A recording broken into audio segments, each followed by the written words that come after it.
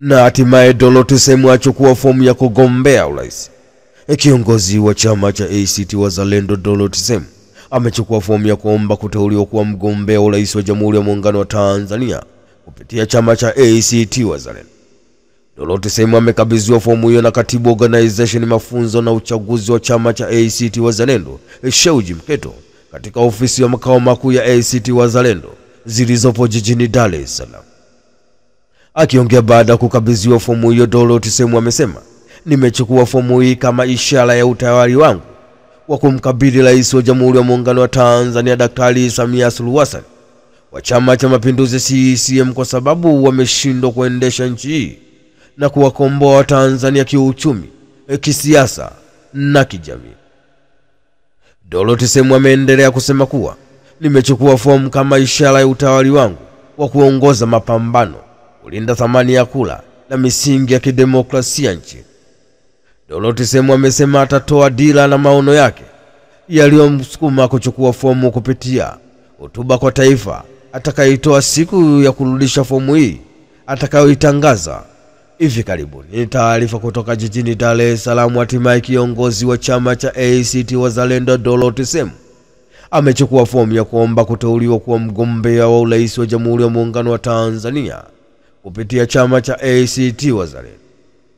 Dorothy Semu amekabidhiwa fomu hiyo na katibu organization mafunzo na uchaguzi wa chama cha ACT Wazalendo Sheujji Mteto katika ofisi ya makao makuu ya ACT Wazalendo zilizopo Dar es Salaam.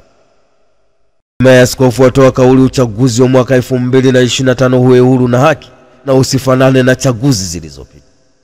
Askofu wa Dayosisi ya Kaskazini wa Kanisa la Kiinjili la Kilutheri Tanzania KKKT Daktari Fredrick Shaw amewataka wenye mamlaka ya kusimamia uchaguzi mkuu wa mwaka 2025 kuhakikisha wanasimamia vizuri uchaguzi uwe huru na haki, na pia wasikilize sauti za wananchi na viongozi wa dini pamoja na wadau wengine wanaotakia mema Tanzania ili uchaguzi usifanane na chaguzi zilizopita. Akitoa salamu za ujumbe wa Pasaka katika kanisa kuu la shirika la Moshi mjini, Askofu Shaw amesema, "Mungu ametupa nchi nzuri sana ya Tanzania. Tuipende nchi yetu, kila mmoja ajitoe kuona Tanzania yetu imekuwa mahali salama na kuwa mahali ambapo kila mtu atakaa na kufurahia na kujivunia kwamba tuna nchi nzuri. Tuwe na hofu ya Mungu katika maamuzi tunayoyatoa. Huu ni mwaka wa uchaguzi, tuna wajibu wa kuchagua viongozi kwa uhuru na haki, viongozi ambao watatupeleka mbele kama nchi. Hivyo kama ambavyo viongozi wa dini tumetoa wito wa Tanzania kushiriki uchaguzi, tumetoa wito kwamba haki na wajibu huu raia kuchagua viongozi wanaowataka isiingiliwe na mamlaka yoyote." Askofu ameendelea kusema kuwa, "Tunaomba sana uchaguzi huu usifanane na chaguzi zingine zilizopita, ule wa mwaka 2019 na 2020, uliofanyika mwaka jana mwaka 2024. Hatutaki kuona yale yaliyotokea katika chaguzi zilizopitwa yanajirudia tena. Tunaomba wenye mamlaka ya kusimamia uchaguzi huu, sikilizeni sauti za wananchi, sikilizeni sauti za viongozi wa dini na wadau wengine wanaoitakia nchi hii mambo mema." Askofu ameendelea na kusema kuwa, "Msizibe masikio, pia na waomba kuwa muheshimu sana jeshi la polisi. Polisi wetu tunawapenda sana na tunawategemea sana kwa jambo la ulinzi. Ni waombe katika uchaguzi huu msikubali kuwatumia hawa maslahi ya watu ambao hawaitakii nchi mema. Mlitutaka tutoe ushauri, tutoe maoni. Tumetoa maoni yetu. Heshimuni maoni ya Watanzania. Tutaendelea kusema, mwenye kusikia na asikie." Ni taarifa kutoka jijini Dar es Salaam. Hatimaye askofu wa Dayosisi Kaskazini Kanisa la Kiinjili la Kilutheri Tanzania KKKT Daktari Fredrick Shaw amewataka mamlaka ya kusimamia uchaguzi mkuu wa mwaka 2025 kuhakikisha wanasimamia uchaguzi vizuri ili uwe huru na haki. Pia wasikilize sauti za wananchi na viongozi wa dini pamoja na wadau wengine wanaoitakia mema Tanzania ili uchaguzi usifanane na chaguzi zilizopita. John Heche atoa kauli, "Tunaunga mkono tamko la viongozi wa dini." Makamu mwenyekiti wa Chama cha Demokrasia na Maendeleo Chadema Bara John Heche amesema Chama cha Demokrasia na Maendeleo Chadema kinaunga mkono tamko la viongozi wa dini waliolitoa wakati wa sikukuu za Pasaka na Eid, wakiunga mkono msimamo wa chama hicho wa kutaka mabadiliko yafanyike ili uchaguzi uwe huru na haki. Akiongea na waandishi wa habari jijini Dar es Salaam, makamu mwenyekiti wa Chama cha Demokrasia na Maendeleo Chadema Bala John Heche amesema tunaunga mkono tamko la viongozi wa dini waliotoa wakati wa Pasaka, na tunaunga mkono tamko la viongozi wa dini la shula la maimamu waliolitoa wakati wa Eid, wote wakiunga mkono msimamo kama wetu, wakisema mabadiliko yanahitajika katika nchi hii ili uchaguzi uwe huru na haki. Ni taarifa kutoka jijini Dar es Salaam. Hatimaye makamu mwenyekiti wa Chama cha Demokrasia na Maendeleo Chadema Bala John Heche amesema chama hicho kinaunga mkono tamko la viongozi wa dini waliolitoa wakati wa Pasaka na Eid, wakiunga mkono msimamo wa Chama cha Demokrasia na Maendeleo Chadema wa kutaka mabadiliko yafanyike ili uchaguzi uwe huru na haki. Hatimaye askofu atoa kauli serikali na Chadema wamalize tofauti zao.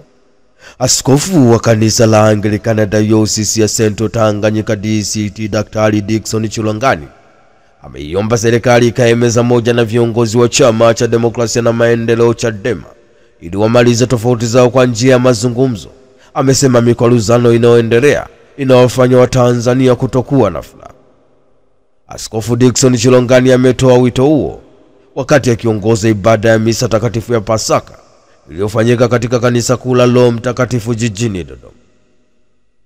Askofu Chilongani ameendelea kusema kuwa tumesikia jinsi pamoja na kwamba nchi yetu haina vita, lakini watu wake hawana furaha. Sio wote, wengi hawana furaha, lakini wengine hawana furaha. Hata kama jarida ile hatuliwezi kuliamini moja kwa moja, lakini ukiangalia tu mapambano yanayoendelea kati ya Chama cha Demokrasia na Maendeleo Chadema na serikali hayaleti shalom.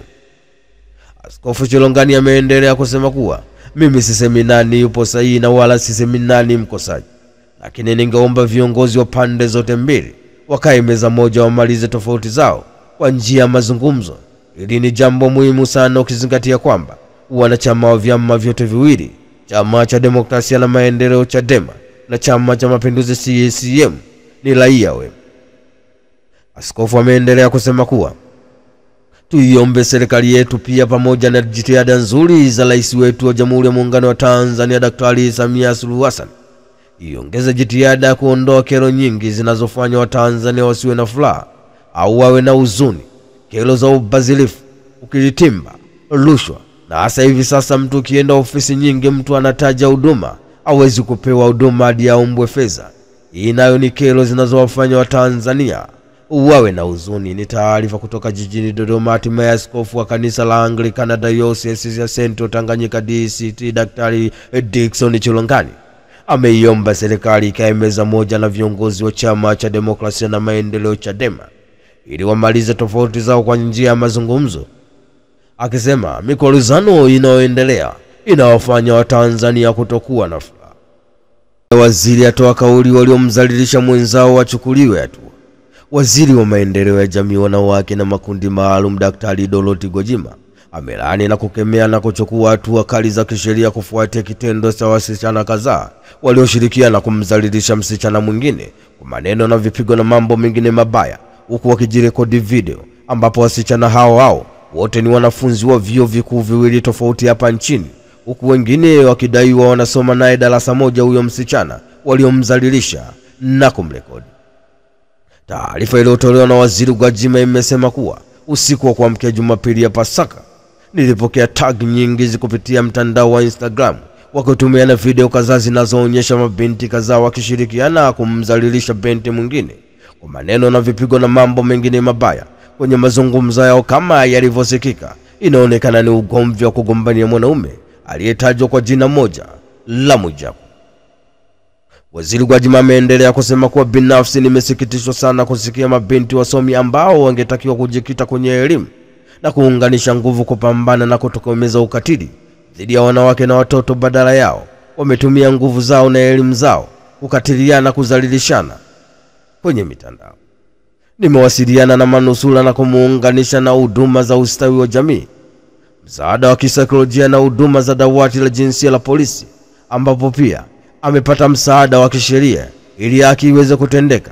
Na wasiliana na wakuu wa vyuo husika kupitia madawati ya kijinsia kwenye vyuo husika ili hatua za nidhamu zichukuliwe kupitia sheria ya miongozo ya vyuo husika dhidi ya waliofanya udhalilishaji huo.